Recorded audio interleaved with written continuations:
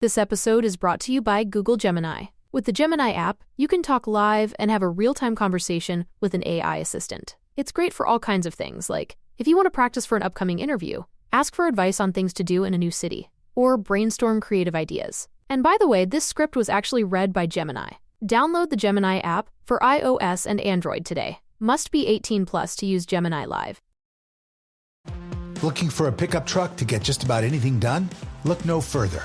The Chevy Silverado EV isn't just the most powerful Silverado ever, with next-level towing capability and technology. It also offers game-changing versatility with the available multi-flex midgate and tailgate, which means Silverado EV helps you carry large, bulky, and oddly shaped items up to nearly 11 feet in length. Chevrolet. Together, let's drive. Visit Chevrolet.com to learn more. Hey guys, this is Myleik. This is the podcast. Welcome back.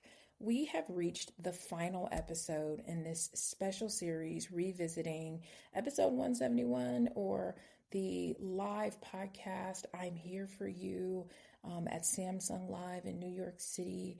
Over the past few episodes, we've heard from Devi Brown on healing and self-care, Nedra Glover Tawwab on boundaries and relationships, and Mia Ray on building a brand rooted in authenticity. Each of these speakers brought powerful insights that continue to resonate, and I hope you found inspiration and actionable takeaways along the way. Like I said, the original episode 171, it is 2 hours long, and I love it if you have the time to listen. But if you don't, and you just want to boost, if there was a particular conversation that really resonated with you, or you didn't get a chance to finish, or you're just listening for the first time, that's why I broke this out into bite-sized episodes. The goal was simple: to give you the space to absorb and reflect on the wisdom each speaker offered. And so by focusing on one voice at a time, I hope to make this series not just something you listen to, but something you can integrate in your life over time. Come back and listen to it again and again in meaningful ways. This final episode, though, this is that girl. This is the one for me. This is where everything comes together. This episode is the Q&A session with everybody, all of us, where the audience's questions brought out even deeper insights. This is where the magic happened, where themes like healing, boundaries, and authenticity started to overlap and connect in ways that felt personal and practical. It's one thing to hear advice. It's another to see how it applies to real life challenges. If you've been listening and wondering how to put these lessons into action, this episode is for you. We're tying it all together, answering the big how questions, and giving you tools to carry forward in your season ahead. Let's dive into this rich conversation that truly brings this series full circle. So, ladies, was there anything that you had to let go to become the woman that you are today? Anyone? Not me. I'm like, people. Yeah, I think there are spaces that we cannot move into with certain people in our lives. And it is really important that we love them deeply from a distance. I concur. I think everything. I think you have to reevaluate and really fiercely edit your entire life. Something I talk about a lot is I did a massive shed on my life, like cut out a lot, and not necessarily because anybody was wrong, but I wished everyone lasting peace, and then I moved forward. But yeah, people and creating space. Also, stop doing things that don't serve you just because you're used to doing them. That goes to hobbies, ways you spend your time, ways that you eat. Edit all of the things. I have so many things that I'm thinking of that are running through my head of like what I had to let go to become the woman I am today in this current moment, who is still evolving. But I think I had to stop making up stories about who I wanted the people in my life to be. Ooh.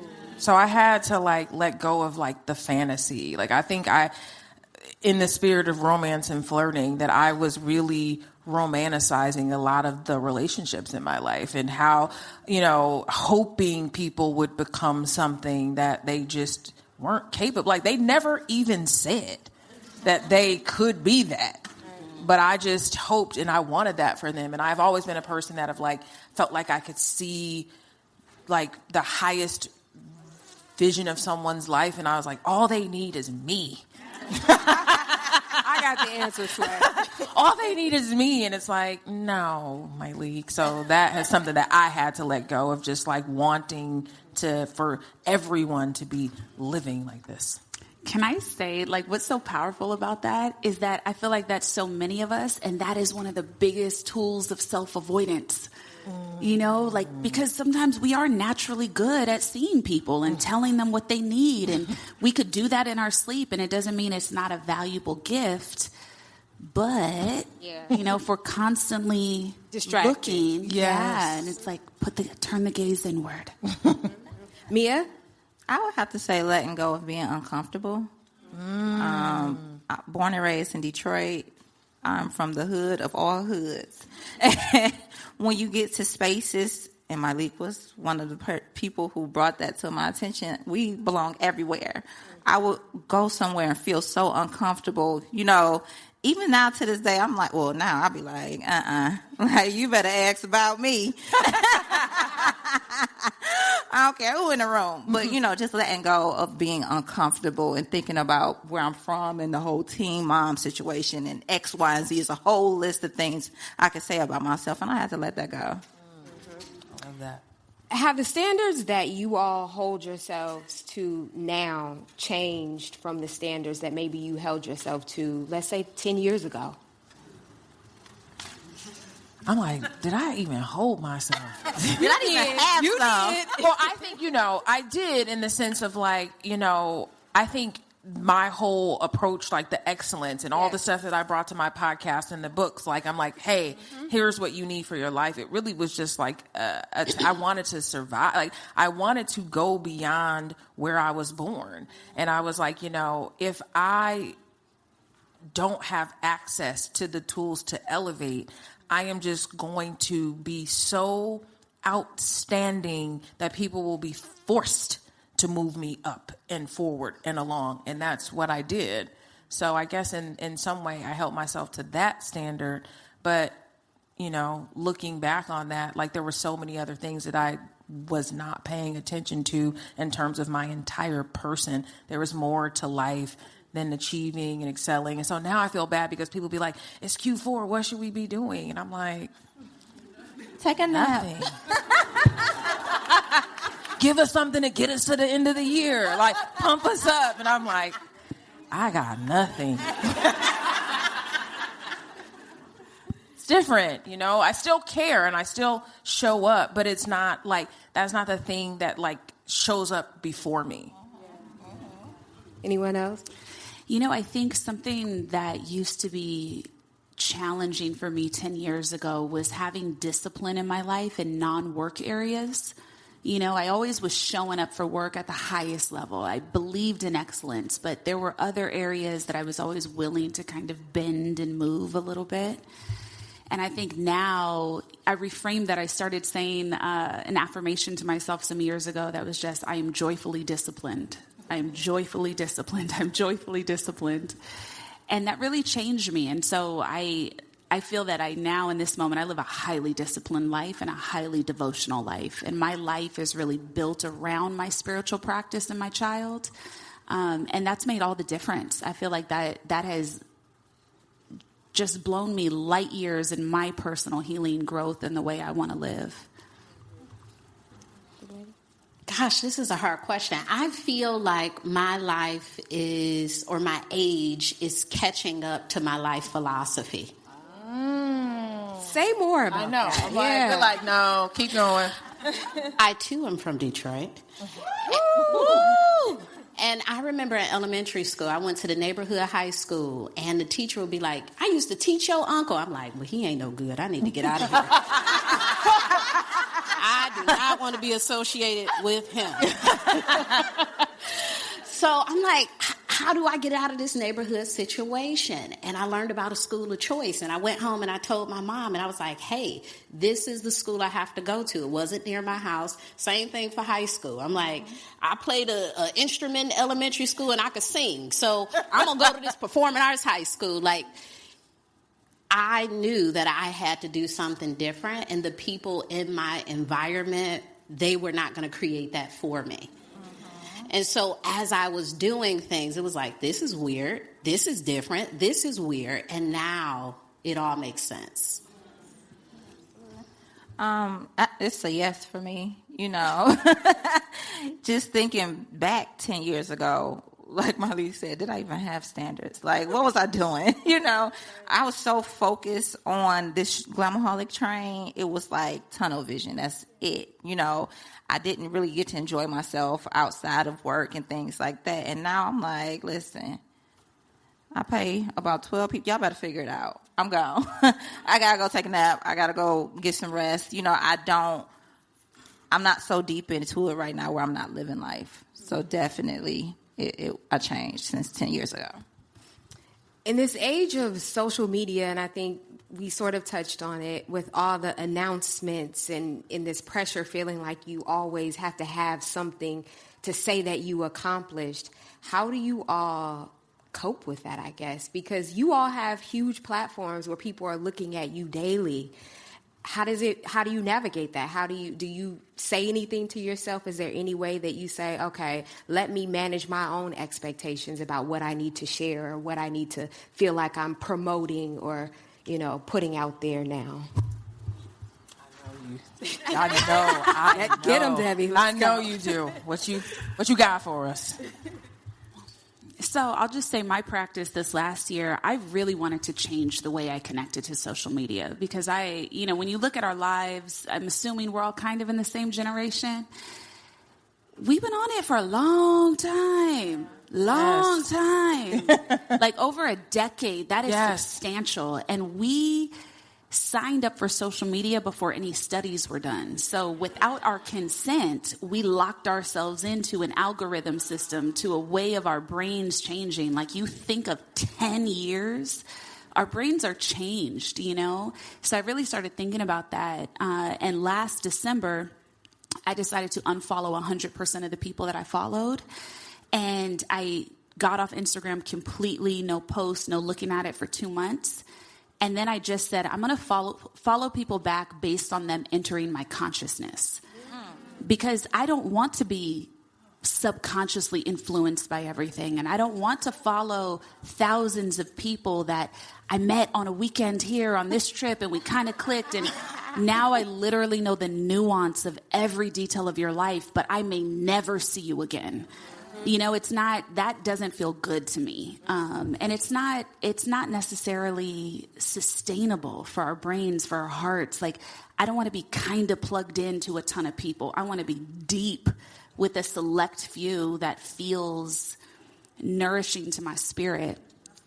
So that was a really beautiful kind of case study for me on myself. And it's felt great. It helped me keep boundaries. It helped me reconnect to my life.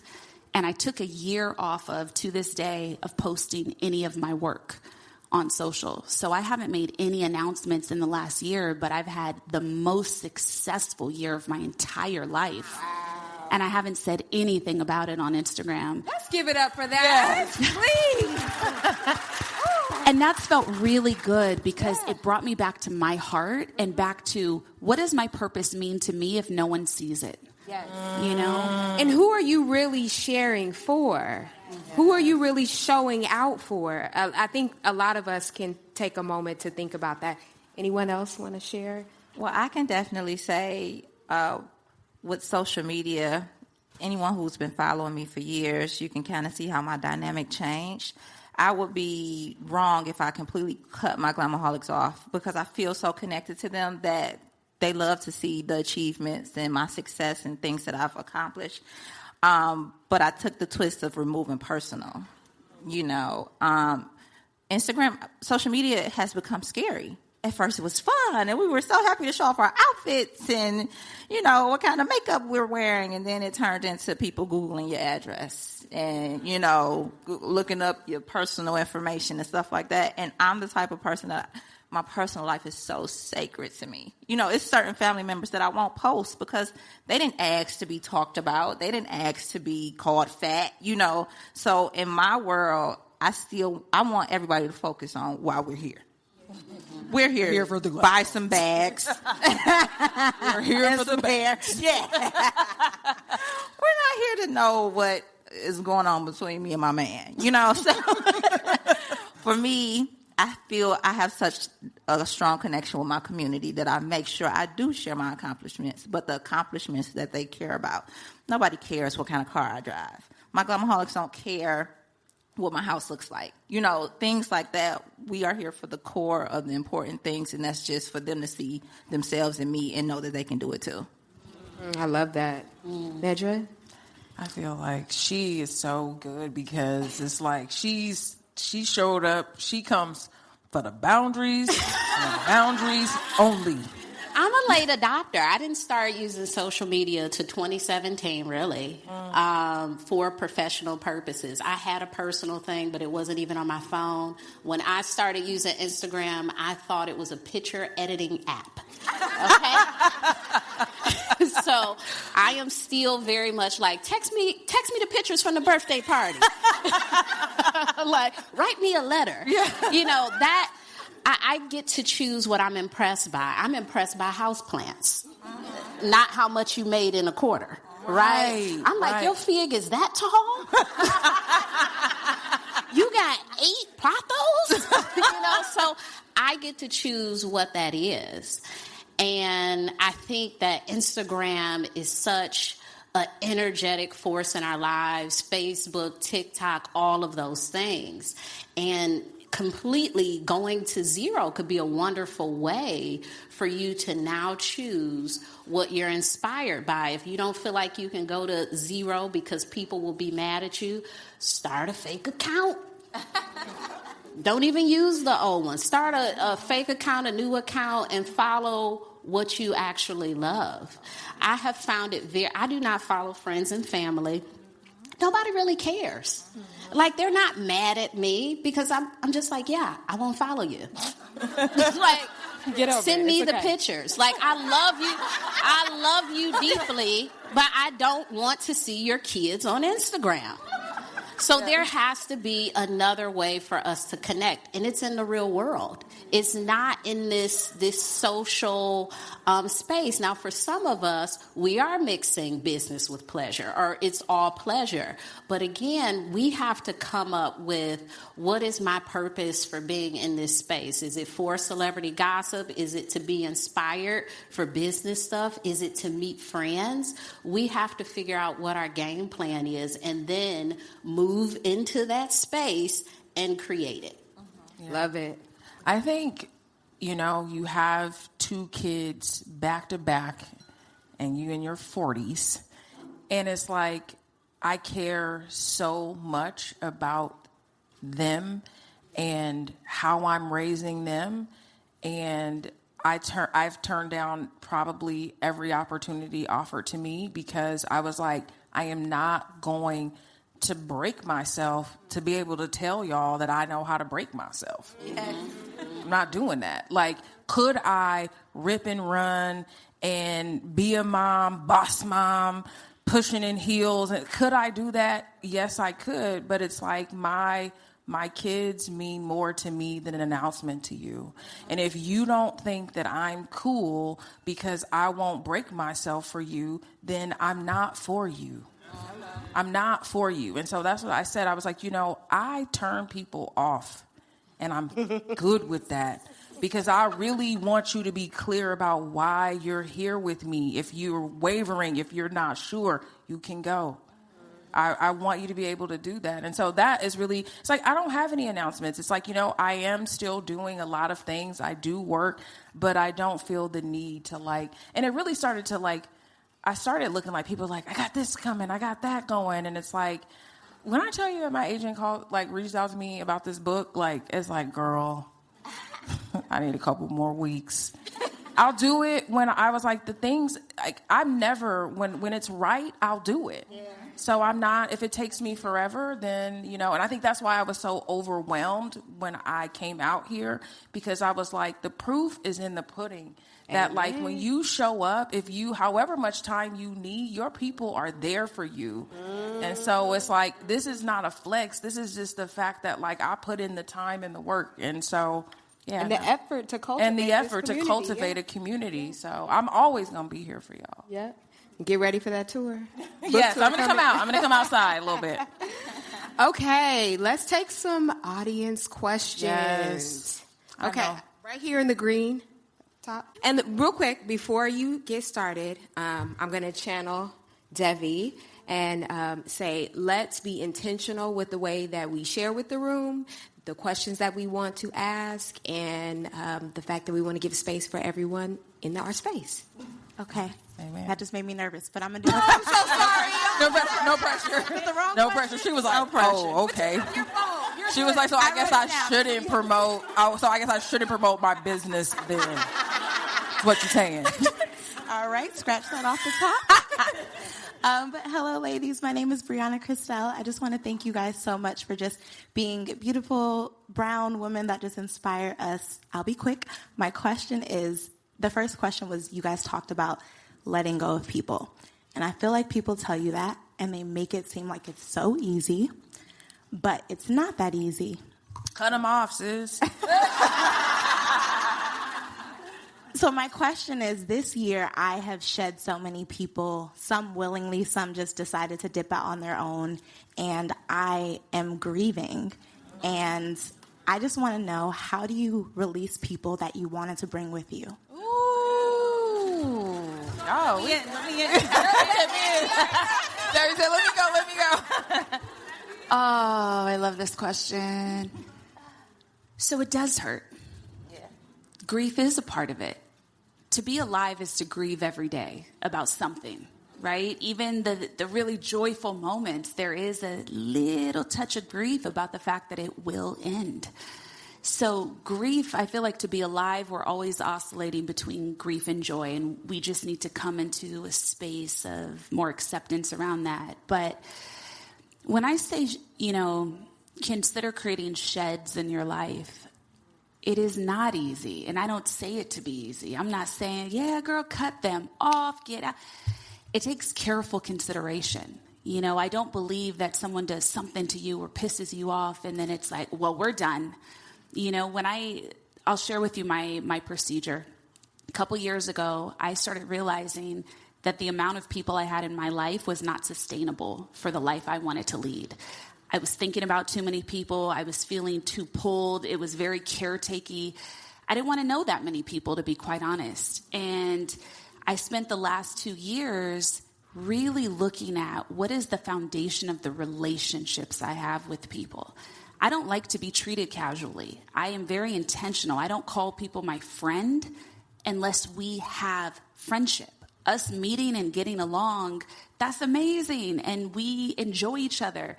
It doesn't mean we're friends. And so I think that whole system of calling anybody you get along with, that's my bro, that's big sis, that's my girl, that's my friend, that puts us into a situation where we're a lot more expectant and there hasn't been anything really built. So a couple years ago, I sat and I actually created a list. I meditated, got me a glass of wine, put on Solection, lit some incense. And I said, who is irritating me? Ooh. Like, what relationships feel very irritating to me or have some charge to them, or I feel kind of like I'm biting my tongue, or they have an underlying tone when they say something to me. And I made a list, and I wrote their names down, and I started keeping note of what do I feel when I'm with them? Because it's always about you, right? Not them. This is your life. And then I slowly whittled that list. So it's a process. It's not a weekend that you rush through and cut everybody off. When I recognized that some people didn't feel compatible with the life I wanted to live, I looked at the why. Some of them I reached out to. We had a conversation. I was able to share, I felt like this situation happened. This is how I felt. Some people couldn't handle that. Cool, not emotionally intelligent, that's a requirement for me. I also don't want to teach you that. So now I know. Other people, it was, wow, I didn't even realize. And you know what? Thank you for bringing this to me, because I felt that too, but I didn't know how to say it. And then we ended up having a phenomenal new form of our friendship. You know, so it's just really getting clear, what do you want in your life? Are the relationships supportive to who you really are authentically? And then you have challenging, direct conversations. And then the real work is holding in your truth, even when it feels uncomfortable, or when you feel like, what are people going to think? Scream in a pillow and don't respond. Don't change your stance. And then it gets easier. But it is a practice. It is slow. It is going to hurt. It is going to make you feel really uncomfortable, and you will grieve some people. And there's more. And then you make space, and then you come into your community that is actually really, really equally yoked with the truth of who you are. Miley, did you have something you wanted to say? No, I feel like I want to know what Nedra's thinking. Too. I was like, I know we have another question, but I'm like, I want to know what Nedra thinks about this too. I think ending relationships is a process, and we want it to be tied up in this really quick, easy, painless way.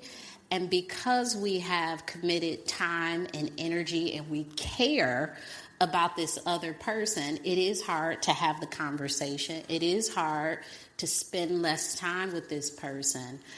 However, I think we have to be willing to make those changes so we can be in the life that we want to have. There are times when the universe is revealing you do not need to have a relationship with this person. We try to sweep it under the rug, we deflect, we do all these things, and it just keeps coming up. You know, I've experienced that with the friend who's jealous, and you're like, she can't be jealous of me. And then they do this one thing that's like, okay, I do in 1999. This person was jealous, and I just, because you're hoping. Yes. That this isn't true. So we have to be able to do the really hard thing. But leaving a friendship is like leaving any other relationship, leaving a family relationship, leaving a job. There is a process. You will grieve. You missing someone does not mean that you need to go back or rekindle or reconnect. I love running into folks and be like, all right, bye. You know, it's not a let's exchange numbers. It's like, I haven't talked to you since 8th grade and you were great.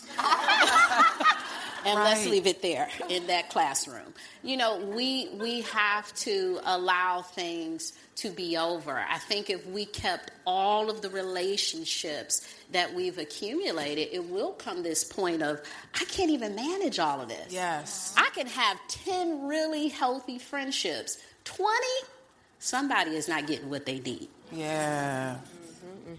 Let's take another question from the audience. Come on, third row. Yell out, third row. Speak to us. Speak to us. I can't even see your face, but I want to. I know your face. Okay.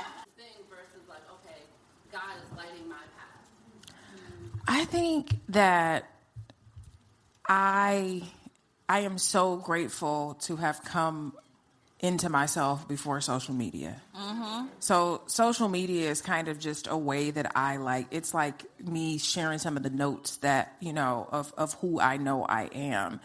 But I think that, like, if everything I do is motivated by what people think or what people have to say, it's like, what kind of life am I living really? And so in addition to the exercise, like the exercise that Devi did, like, I am really mindful of how I allow the broader internet to connect with me. It's like, why does everyone does not get to talk to me? So it's like, you cannot comment on my stories. People are like, I'm trying to comment. You guys, like, you can't. You can't. You can't. And most of the time when you have it on, they be like, me too. I have that too. It's like, I don't want a lot of that. So it's like, you can't comment to me. I make it so that, like, I was very clear in the beginning when people would, like, comment on my pictures, talking shit, like, it's not a thing here. It is not a thing here. And so people know I am not doing that. And so I'm clear. I get to show up as myself, talking about whatever I want to do, doing what I want to do. But it's like, I don't know, like I said, just sharing notes from my life. It's like just letting you, it's not for you, but you can see it. You're not doing it to compare yourself to other people or one up other people. Does anybody else have anything they want to add to that? Well, my 2 cents is that when you said, how did you know? Like, I can't shake it. It's like it's chasing me, you know? And I talk to God. I'll be like, why you pick me? I don't like talking to people. I'm not a people part. You know, why me? You know, so when it came to like, this is what you're here for. This is what I put you here for. I'd be like, all right, time to go to work. Let me put my shoes and socks on and get to work because it's chasing me. I can't avoid it. As shy as I am and to myself and all these introvert and all these things, and all y'all know my name. If it was up to me, y'all, nobody would know my name. I'd be behind the scenes somewhere, you know, ducked off, but that's how I know it's God, because I know it's not me. I'm not smart enough. I'm not pretty enough. I could list a whole list of things that I'm not. I'm going to hit you like my therapist. I don't believe that. I don't believe that. Yes. We don't believe it. It's not me. That's how I know it's God, because it's not me. I don't have the answer. But I think people are late. You look and you see multiple the games. things that you may not see. I'm a lot of things that I don't see. Yeah, I think you're all of that. I think the introvert is also a little bit extrovert because you're sitting here, right? So I think that you are all of those things, and I think what you're talking about is it is God because I am being stretched. Absolutely. Mm-hmm. Absolutely. I would say also to your question, you always know God's voice. Yeah. You may not want to listen to it. It may not come in the package or the design that we want. It may not be with the people we want to be with, but God's voice is clear. And I think it's very distinct from ours. But I will say, especially to the point of your question, with all the comparisons that exist, that's why it's imperative that you have a practice for yourself and that you create distance between yourself and the noise at some point every day. So that, for me, is meditation. That could be a walk in silence. That could be doing a craft, doing something that you can immerse yourself in without thinking and without thinking about what other people are doing. Do that consistently over time. Do that for a month. Do that for a year. Also know everything doesn't have to happen right away. Give yourself a year to figure that out, right? Like, give yourself 4 seasons to move through your thought process around something. Just slowly build the container, because the first thing is we don't have to be fast about our purpose. Our purpose is for the entirety of our existence. And it's always evolving. It is always growing. My career started in broadcasting. I worked in radio for almost 15 years, hosted TV, hosted radio. I thought that was the entirety of how I was meant to use my voice. Did I think I'd be downloaded 10 million times on a meditation app? What? What? You know, but that's the evolution. At first, I thought I was just meant to be interviewing every rapper in the streets, telling the latest this and that, you know. But that was my purpose, and this is my purpose, right? So it's slowly allowing yourself to evolve into the new chapters and the new levels of who you are and how your gifts are meant to be expressed. Love that. One thing I want to add to that, too, I read something in this book, Grit, and she was talking about digging deeper into what you say you're passionate about, and see if you have that natural inquisitive nature about it, and keep going deeper and then see where that lands you. And like Debbie said, you can have twists and turns within that. Let's do another question from the top. The second row or the top? Yeah. Okay. Hello. Hi. Good evening, everyone. Sorry. I want to go back to the 10 years when the host mentioned the 10 years. 10 years ago, I was 26 years old. Now I am 36, and there were some things that I thought I would have had accomplished by now. And there are some things that I didn't accomplish. I got the 2 kids, I got the house, I got the nice car, I got the good job, all of that stuff. But I still don't feel fulfilled. Now, it doesn't mean that I'm unhappy about those things, or I'm not grateful for those things, but I thought that's what success was. And I'm now realizing every day in the car, sometimes when I'm going to this nice job, that this is not what success is. How do you redefine that? It's not. I'm looking at you, Nedra. I'm like, because the thing about it, because I know you have an answer. I'm like, I see. I think it's that thing of like, who made that list? Yes. Who made that list for us collectively that all of us should be aiming for the same exact things of the home, the husband, the kids, And it's like, after I became a mom, I think that is what drew me so much to the mom group was like, I gotta tell the truth. Yes. There is nothing that is gonna happen when you bring that baby home. Like everything from the baby shower, everything you get home. And it's like, I feel like so much of what we experience is the death of the fantasy of like the fantasy of what you thought this was going to be like. And then it's like, then you end up kind of like, I have a son who like raised me, like forced me to raise like as a higher person that nobody talks about at the baby shower. It's like, I'm so mad about my baby shower.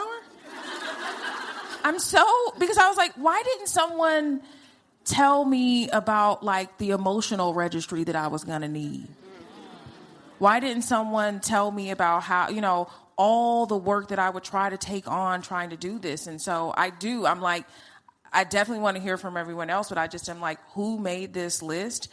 Like, how is it that we all have like one grid of like all the box checks that make us successful, or like these are accomplishments? Right. Society. Yes. Yes. All of society. All of society. I think what you're noticing is you may have reached the heights of your culturally created self, the version of you that was meeting the societal expectations, the familial expectations, but your authentic self wants more. And I absolutely, I mean more in terms of more meaning, right? Not doing, but your authentic self is seeking to be expressed in a bigger way. And I think when I first started my purpose conversations, like that's the wall I hit. I was like, I got the career, I got this. Okay, why am I miserable? A nice way to start could be just really looking at, even if I can't quit my job right now, the way social media told us to a couple years ago, quit or quietly quit right now. Stay at your job, but quietly quit right now. Then say, how can I be more of me where I am? How can I really look at my life, look at this restlessness inside of me, what wants to be expressed? Look at it slowly, and then say, in the space that I currently am, how can I be more of that? And then you might get the call to make different choices and different careers and movement. I am always amazed when our life goals are dependent on other people. On a man, on interest rates, so that we dependent on the president, we dependent on the man, I want my kids to be like all of these things when we are creating daily what fulfills us. And we need to lower our expectations some. Our expectations are very unreasonable for what is possible for every single person in this life. But we feel like we deserve it. I am the person that deserves to have this by this time frame. Time frame with age, goals, they're always going to hurt when you don't meet them. So it is easier to say, I have some goals that are based on what I can do in my life. You can date, but that doesn't mean you're going to meet a person, right? A person that is your life person within this year. But you can date this year. So if the goal is, I have to have a baby in 2 years, well, let's date. That's really the goal. Let's date, let's see, let's go through some steps. But sometimes we are creating our own disappointment. One of my goals this year has been, I want to want what I want, right? Because sometimes we get so wrapped up in what people want for us or what we should want. I don't want to want what I should want. I want to want what I actually want for my life. So people can be out here doing a ton of stuff, and I don't care, because it's not the stuff that I want to do, because I am creating my goals for me. Sometimes we get sidetracked, we get distracted because things look good. I mean, I've tried some of those things too. Like, you know what? I'm going to sell merchandise. It worked for 1 week. And then I got a customer service complaint and I quit. I said, wrong address. I quit. I said, this looks good. You know, when people are selling shirts, this looks like a good thing for them. I don't even want a customer service complaint. So that just shows you my endurance for it. So, yeah, we have to be careful. And why do I want this thing? Why is this important to me? Kids look good, but why do I want them? Well, everybody like, kids look good. Somebody like, they don't even look good. Let's take another question. I think we have a few more minutes before we have to wrap. Uh-oh. We have one in the front, and then maybe we can take one from the second row. Thank you. My name is Georgie, and I have a similar but the opposite question as the person before, where I'm currently 27 now, and I feel like I checked off too many boxes too fast and did too many things. I've been married, I have kids, businesses, books, like all the things you can think of. And now I've gotten to a point where it's just like, what next? Like, what do I do from here? And I also want to be start doing different passions. So it's like, how do I accept that and start enjoying the things that I did? Because I never enjoyed it. I was just checking off boxes, and I've become an overachiever, and I want to live a softer life, but I just have no idea how to. And it's just like there's no space to start that, because everyone looks at, okay, you're the overachiever, you're going to get all the things. I'm going to put all the things on your plate. So I'm just like, how do I get to the point of removing things from my plate, as well as like accepting that for myself, that there are more things that I can do, because I feel like I've just done everything already. Let me say, the soft life thing, I think we could be here all night if we go down that road, because I think people have some soft opinions, life. but go ahead. I don't know. What got me in therapy is that I had a list of things that I needed to be happy. And then I got every single thing done. And I stared out of the window of my gorgeous apartment, and I had my new car sitting in the garage, and I was just like, I'm not happy. And it has been such an awesome journey with my therapist of figuring out why I had the list in the first place, what I was, I don't want to say ignoring, or like what keeping myself busy with all this stuff was able to distract me from the real thing that I needed to be doing and working on. So I was just able to stay busy, you know. And I remember it's like I never forgot this time where anytime things would get really hard, I would just like go on a trip. So when people would see me on Instagram, it was like, oh, she would be like, and I remember her asking me, and we had this joke last time when we had the drinks, like she would ask me when I would be like, yes, I'm going out of town. We would talk about something. I'm like, I'm going out of town. She'd be like, are you running? No. Why would I do that? You know? And so I think that over this last decade, I have just learned to spend time with myself and slow down and really get into the things that make me happy. And it's like, I thought I was an overachiever, but I was overworking. And if you Google it, it's wild. You're like, you know. And so I think it just takes work, because it's not a simple answer. And it's like your answer is so specific to you and the journey of your family of origin and your parents and your family, of like how this was created in your life. And so it's why I'm so kind of obsessed with parenting, because I feel like nearly everything you will learn, it'll be like your childhood. Yeah. So we just going back to my childhood. Mm-hmm. Yes. Mm-hmm. I want to make time for another question. So here you go. Hi.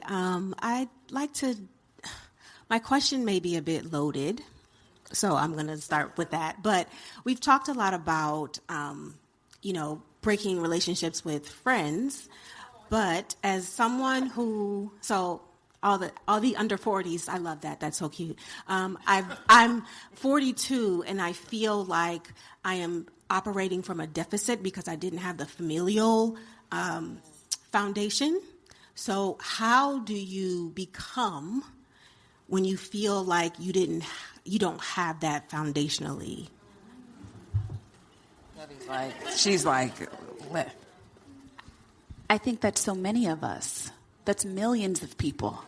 Millions of people. I think we're at a moment in humanity where a lot of us are called to investigate mother wounds, father wounds. Part of a lot of the things I think we've all been speaking to on this stage apply to almost every question. It comes down to being willing to spend time with yourself and sitting in some of that discomfort. There are a lot of things that bring charge in us that we feel shame about or that we're unable to do with ease because they were not role modeled for us as children. Because maybe you, in your childhood, you were a latchkey kid, or you were given way too much responsibility too early, or you were having to appease a parent or tiptoe around mood swings or not get your needs met. That is a reality for millions. And it's about really slowing down enough and being willing to look at that. And it's hard to look at the entirety of that because society is also saying, this is the perfect family. And society has trained us to think that the majority experience is the perfection we see on TV, and the rarity is those other kinds of experiences. And in fact, it's flipped. In fact, more of the rarity is some of those ideal scenarios we see in film and television, that one family in the neighborhood, right? But everyone else had a complex childhood. Everything comes back to the childhood wounds. So give yourself time.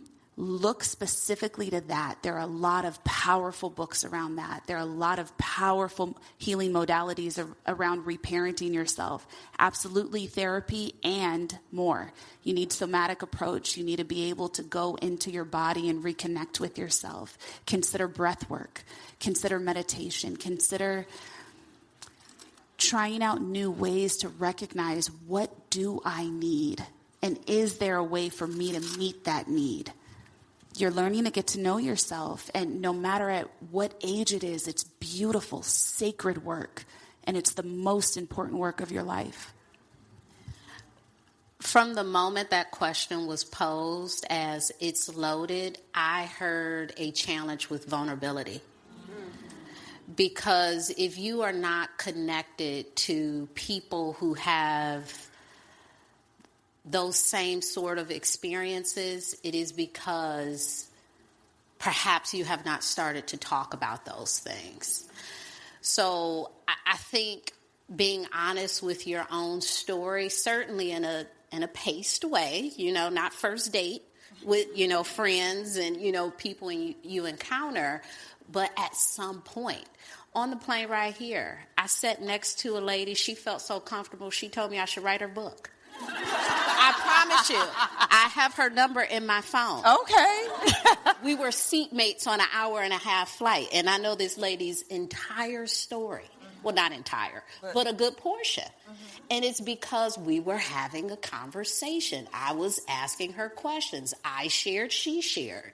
And so in those moments, she felt comfortable enough to say, as a child, I experienced this. I can't believe I'm saying this to you. I said, I make you feel comfortable. So as I'm sharing, she is sharing. So there is this reciprocal process that happens as we open up with people, we meet our people. It does feel very lonely and isolating, and we think it's other people. Nobody is like me. Who am I showing that I am like them? You don't have to do that. Do we have time for... I say, if you all don't mind cutting our happy hour after a little short, we can take one more question. Okay. We have a little time for some more music and drinks. Good evening, everyone. It's actually an honor to be here right now. My friend Jody invited me to this session, and it's very empowering. It's also coming in a time where I'm going through a lot. And everything that is being said here tonight is resonating with me. I'm hearing sit in a space with yourself. Sometimes you don't know where to start. You hear journal. What do I write? How do I even come to a point to know what to jot down? I struggle with that a lot. Like, the thoughts come at me so fast, but then I feel like it needs to be perfect when I write it down. And, it's really challenging for me because I go to therapy right now, and I feel lost. Even in my therapy session, I feel like I don't know what to say. I don't have the right words, and I don't know how to sit in a space with myself. And I don't know if I'm the only one in this space. But I would like to know, like, what's a starting point? Yes, journal. But when I look at that page, like, I just got gifted a remarkable tool. And when I start writing in it, I'm like, what am I even writing? I don't even know what I'm writing, but I just write anything just to say that I did something in there, but none of it is connecting the dots for me. I'd like to know, like, really, what's a starting point for you to sit in that space with yourself, to become one with yourself, to touch on that higher power within you, because I'm lost. Thank you, first of all, for being so vulnerable and open with all of us. Yes. And we wish you goodness on your journey and what you are going through. That's what came to mind. Like, I am feeling, I am being, I want, I am an affirmation. You could say something like, I am wonderful. You could say, I am scared. With journaling, I find that we overcomplicate the process. All we need to do is take what's in our head and put it on paper. It could be one sentence, one page. You could do it on a voice note. You could type it on a computer. You could take a video. Any of those sort of things work. What I hear is I am so uncomfortable talking about myself, even in therapy, because in therapy, you are learning to talk about yourself. I have clients who will be like, how are you? Don't worry about it. Why are you asking me? Oh, like, don't even worry about it. It doesn't matter. I have friends. Like, how are you? Like, talk. We're so programmed to, and I mean, they will be like, no, seriously, listen, you have 50 minutes. That may not be enough time for you to talk about yourself. You certainly don't want to hear about me, but we are not really programmed, not all of us, but, we are not programmed to believe that people will listen and that they will care. And so this is an opportunity for you to care about yourself. No one is looking at it. My journal, I have my little notes section on my phone. I just type a little something. I use a remarkable too, and I'll send a note to myself. Then I lock it because I got some journal anxiety. Like, I don't want nobody to read it. Nah. But I typed a little note and I lock it. And sometimes, it might be before something like this. Like, I'm so excited to talk to, my league. I'm scared, whatever it is. Or it might be, I watched something and a childhood memory came up, or whatever it is. I'm creating what the journal is. So it can be about my favorite color. Sometimes I do like to pick random stuff and be like, blue. Tell a story about blue. Oh my gosh. There was this blue, whatever. Like, you are creating the journaling process. There is no proper way to do it, but there is certainly a way to not do it. I think I would like to add, something that I think we should all be aware of is sometimes it's about setting an intention to open our heart to the healing. Because something that I heard you share really bravely was that you don't know where to start. Something I also heard on this stage was a lot of advice on how to start. So sometimes we're in a place where there is the knowledge, there is the guidance, but we are committed to thinking it won't work for us. So we tune out when we're given the tools, and then we don't use them. You know, the exercise that I led us in, that's how you start, right? I led you through breath work that took 1 minute and 30 seconds, but it regulated you a little bit. Your nervous system, it brought you into a space, even if just for a second. That breath was 3 seconds. Do it with me. Close your eyes. Inhale again. When you want to think about journaling, when you want to think about coming into a space of vulnerability, take a few moments to let yourself settle into it. You're not doing anything wrong. Let yourself settle into what you're feeling and then take a breath. When it comes to journaling, I had the same anxiety around journaling. I thought it had to be Dear Diary style. I thought today, Dear Diary. And I was thinking about writing from the lens of someone in 100 years that would find it and what heroic life was I living, you know? Devi's diary. Right. Like, oh. But now it's bullet point style. It's just as a thought enters my mind, I release it on paper. Or it's voice note. I send myself a quick note. You don't have to listen to it again if you don't want to. You don't have to reread it if you don't want to. Slowly is the best way. But as you're in therapy, even if you want to just sit there in silence with the person that you're with, just keep telling yourself your story is worthy of being heard. Your expression needs to be let out. And then slowly start going there. But if you would, just say this intention with me silently in your own body.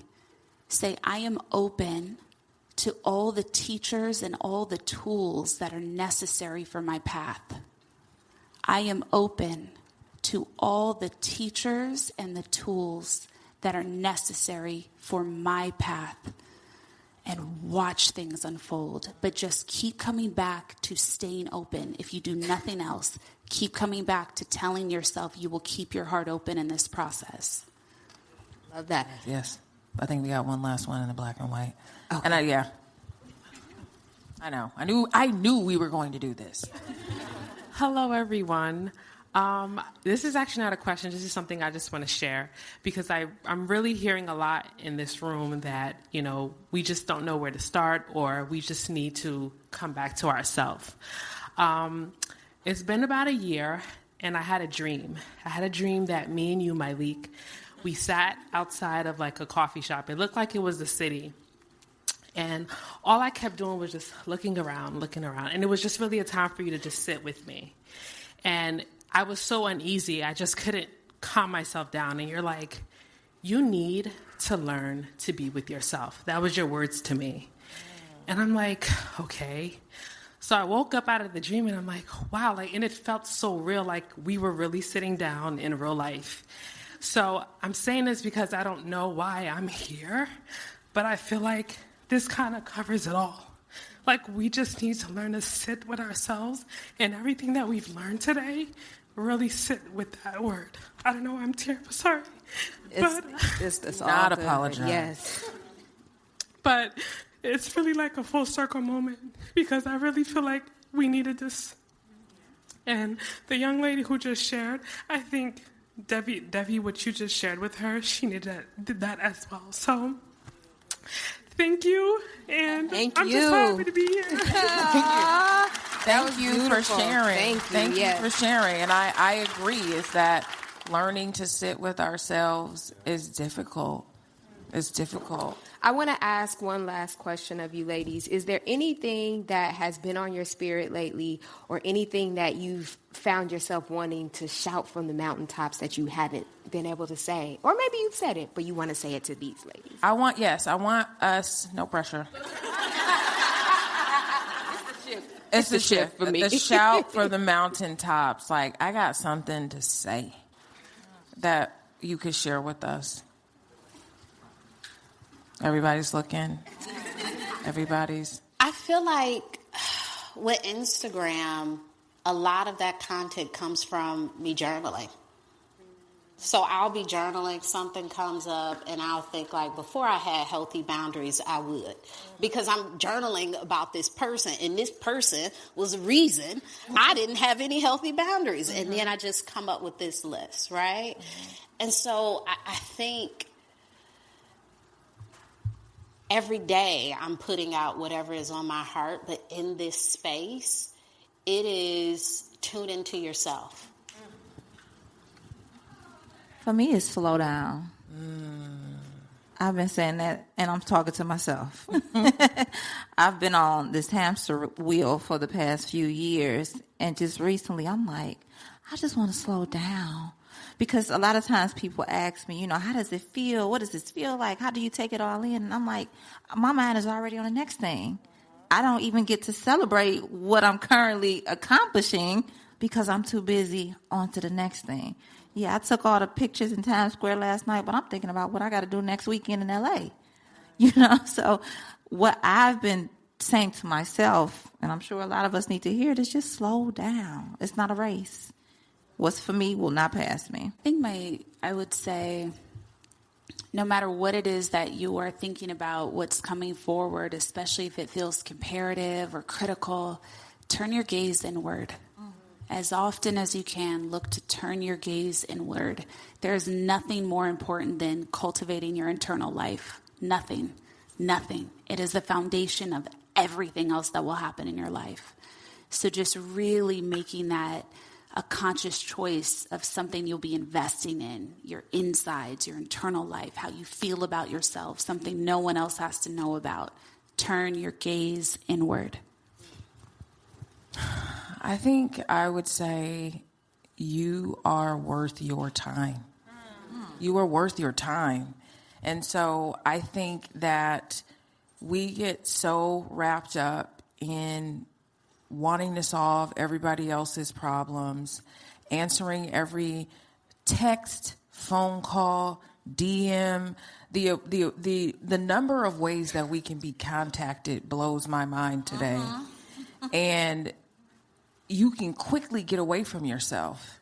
And so it's like you are worth your time. And just to share with you, because I see you in the audience, and it's like, people will say these like elusive things like breathe, and what does that mean in my life? I am worth my time. I purposely got rid of my Nespresso Keurig situation because I'm like, I'm worth slowing down and making an actual cup of coffee. Everything doesn't have to be instant. And my kids can cry and people can wait while I take this time for myself. And so I have taken this time of removing the convenience from my life to inconvenience others. I hope you inconvenience someone by saying yes to yourself. And so my kids know, mommy making coffee. That means we wait. Sit down. That means we wait. You can wait. Like I am worth. It takes 5 minutes to make pour over coffee. And I felt like my life was too fast. Like I can't wait.